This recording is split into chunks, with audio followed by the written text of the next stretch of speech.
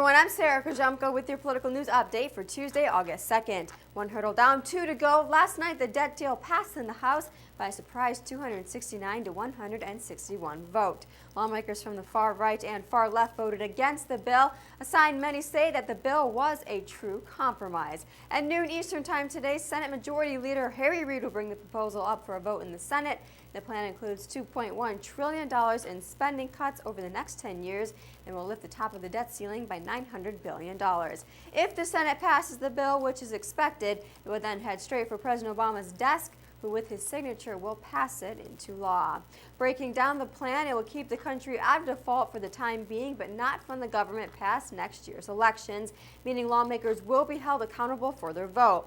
The framework calls for immediate cuts in domestic and defense spending, which must total $917 billion over the next 10 years. The real debt reduction will come through a special bipartisan joint committee that will be set up. They have until Thanksgiving to come up with ways to make up their remaining deficit reduction goal. That must then pass by an up or down vote by December 23rd. If the committee fails to come up with a plan, then triggers were set in. Those are sharp cuts in domestic and defense spending that both sides want to avoid.